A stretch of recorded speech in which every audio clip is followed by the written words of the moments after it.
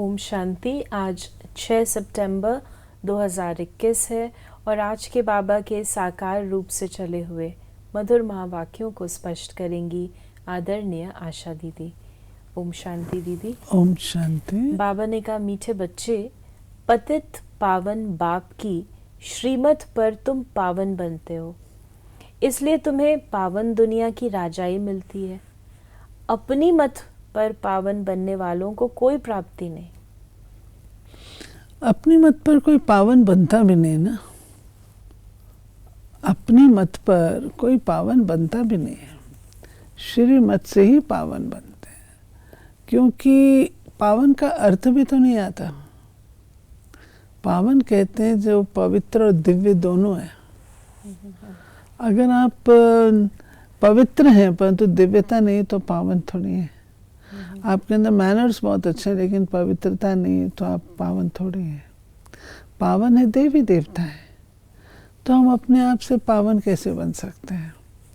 तो श्री बाबा आकर के हम बच्चों को अपनी श्रीमत देते हैं जिससे हम पावन देवता बनते हैं। प्रश्न है, बच्चों को सर्विस पर विशेष किस बात का ध्यान रखना चाहिए? जब सर्विस में जाते हो तो कभी छोटी मोटी बात में एक दूसरे से रूठो मत, अर्थात नाराज ना हो। अगर आपस में लून पानी होते हो, बात नहीं करते हो, तो डिससर्विस के निमित्त बन जाते हो। कई बच्चे तो बाप से भी रूठ जाते हैं, उल्टे कर्म करने लग पड़ते हैं। फिर ऐसे बच्चों की अडॉप्शन ही रद्द हो जाती है। बाबा इसमें ये बता रहे हैं, मानिए कोई जगह सेवा है और 3-4 लोग मिलकर के जा रहे हैं वहाँ पर, परंतु आपस में बात ही नहीं करते। तो जो दूसरे देखने वाले हैं वो क्या समझेंगे? ये आए हैं हमारे पास सेवा करने के लिए, आपस में इनकी बातचीत नहीं है, हमारी क्या सेवा करेंगे? आएगा ना। तो बाबा कहते हैं कि फिर जब मैं कभी किसी को देता हूँ, राय देता हूँ, समझाता हूँ, तो बाप से भी रूठ पड़ते हैं। अब बाप से भी जब रूठ पड़ेंगे तो कहाँ जाएंगे? कोई और तो संसार है नहीं। फिर कहते देख लिया हमने, सब कुछ देख लिया, बाबा को भी देख लिया। उल्टे कर्म करने से अब तो मैं ये करके ही दिखाऊंगा, तो उल्टा कर्म हो गया ना। ओम शांति। पतित पावन बाप जो बच्चे पावन बनते हैं उन्हों को बैठ समझाते हैं। पतित बच्चे ही पावन बनाने वाले बाप को पुकारते हैं। ड्रामा का प्लान भी कहते हैं।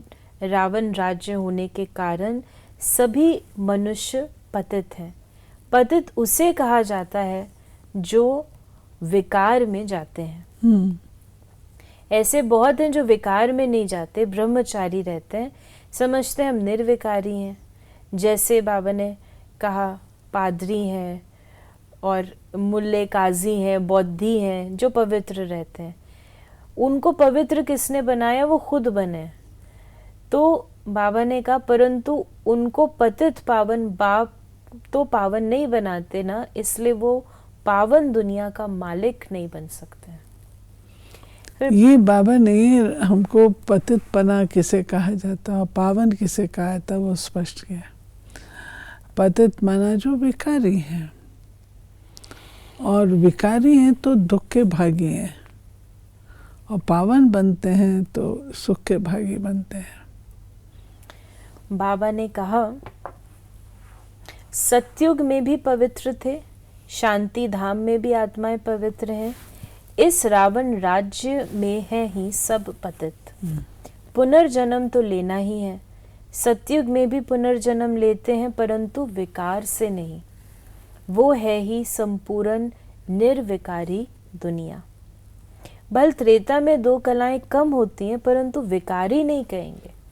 भगवान श्री राम भगवती श्री सीता कहते हैं ना। 16 कला फिर 14 कला कहा जाता है। फिर बाबा ने कहा कि चंद्रमा को भी ऐसे होता है ना, इससे सिद्ध होता है कि जब तक पतित पावन बाप आकर पावन ना बनाए तब तक मुक्ति जीवन मुक्ति में कोई जा नहीं सकते।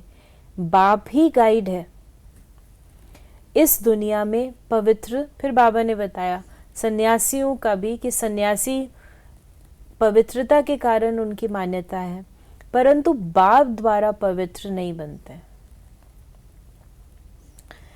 बाबा ने कहा ड्रामा अनुसार जिनको आकर ब्राह्मण बनना है वो आते जाएंगे और सत्संगों में कोई एम ऑब्जेक्ट ही नहीं।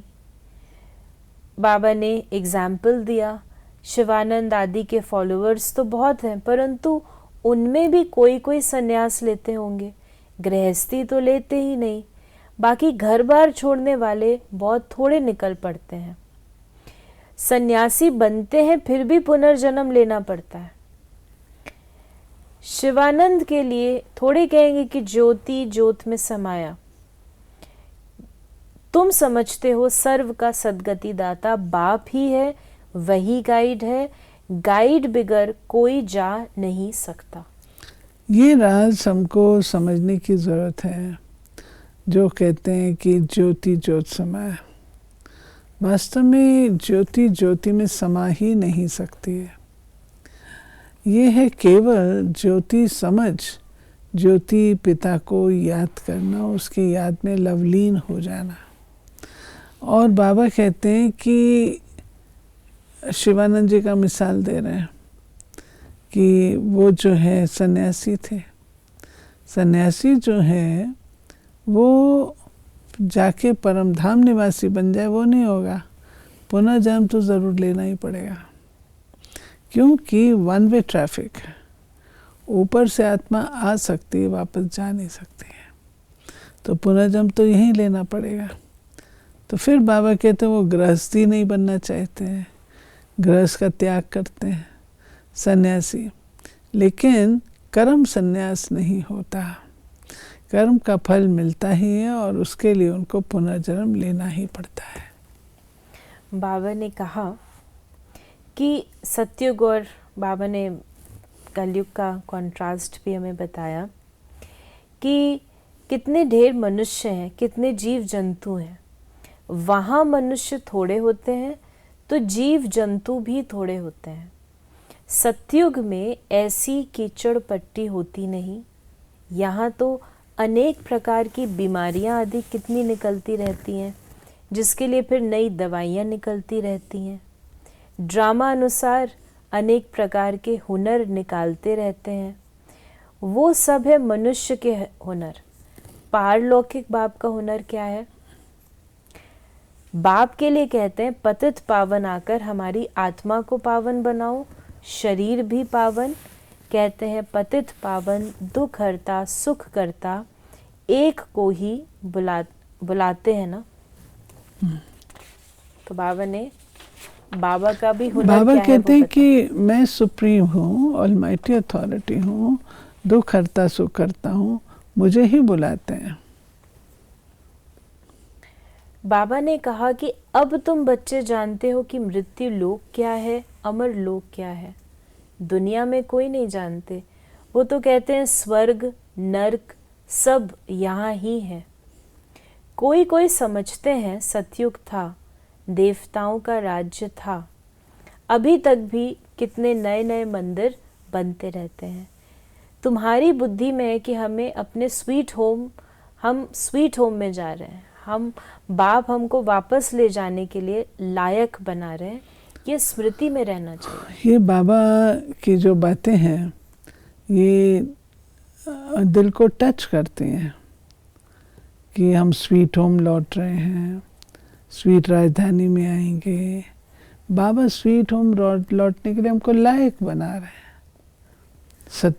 परम धाम में पतित आत्मा तो जा नहीं सकती, पावन ही जाएगी।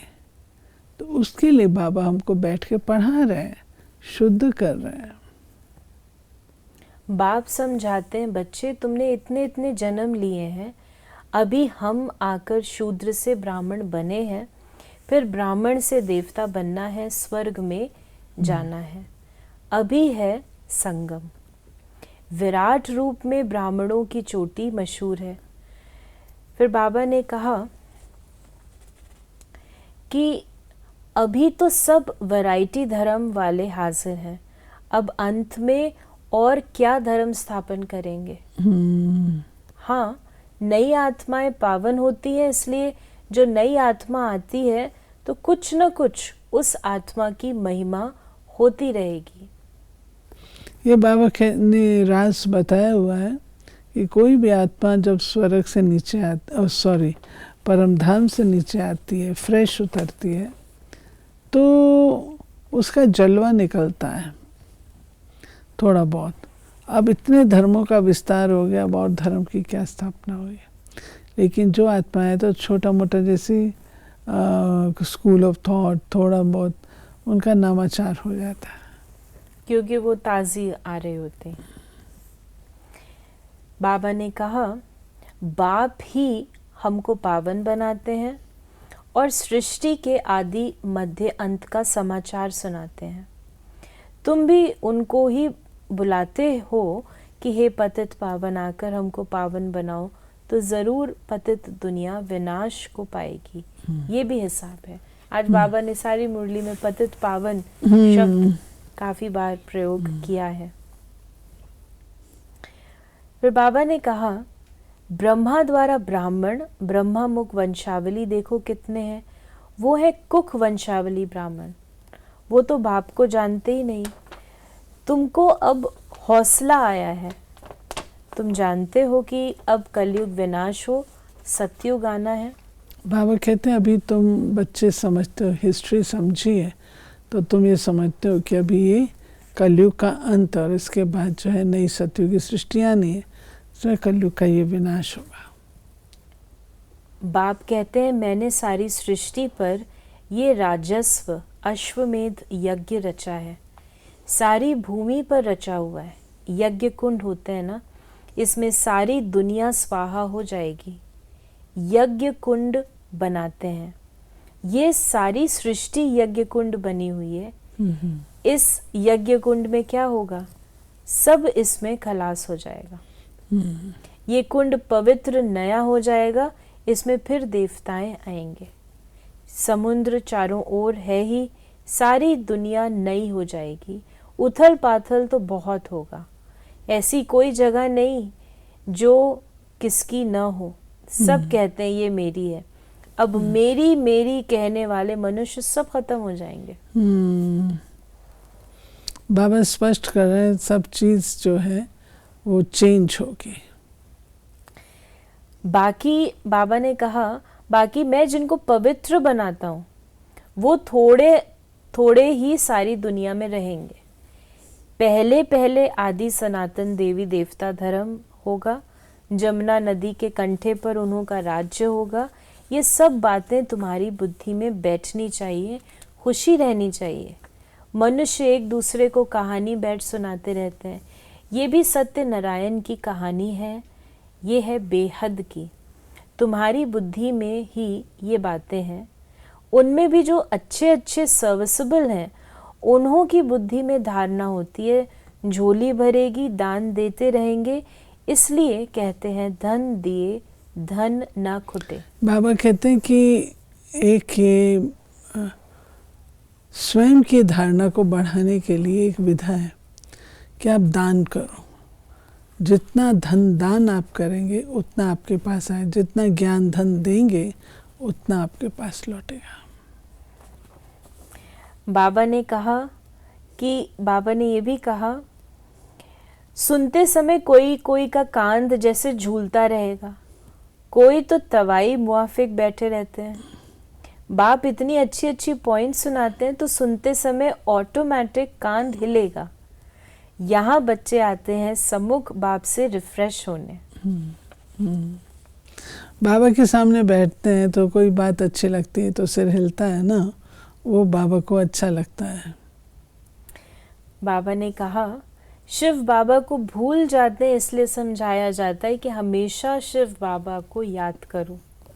बाप सावधानी देते हैं बच्चों को, ऐसे ऐसे काम करने से, जो बाबा ने पहले बताया लून पानी होने से दुर्गति हो जाती है, परंतु तकदीर में नहीं है तो समझते ही नहीं है।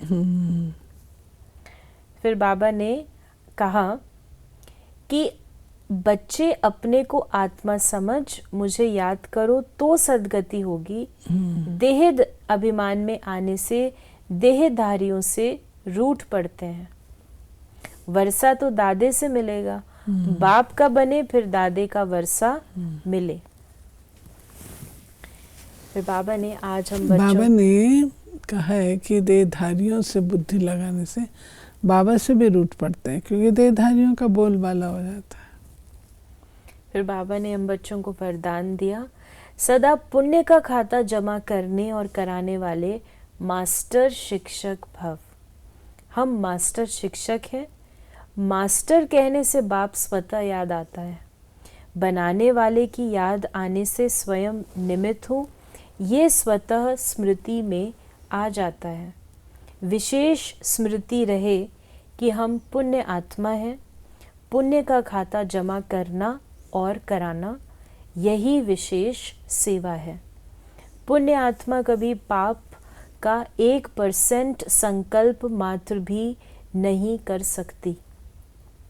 मास्टर शिक्षक माना सदा पुण्य का खाता जमा करना और कराने वाले बाप समान। ठीक है। स्लोगन है, संगठन के महत्व को जानने वाले संगठन में ही स्वयं की सेफ्टी का अनुभव करते हैं। बहुत अच्छी चीज़ है, ये हमारा कल्चर है। संगठन में रह कर के संगठन के महत्व को जान के फैमिली में रहने वाले सदा सेफ रहते हैं। अकेले अकेले होते हैं तो नुकसान होता है। तो ये थे बाबा के आज के महावाक्यों का स्पष्टीकरण। यदि आपके मन में कोई सवाल है तो आप मैसेज करें 8826599309 पर, और हम आपके प्रश्नों का उत्तर प्रश्नोत्तरी कार्यक्रम में देने का प्रयास अवश्य करेंगे। ओम शांति।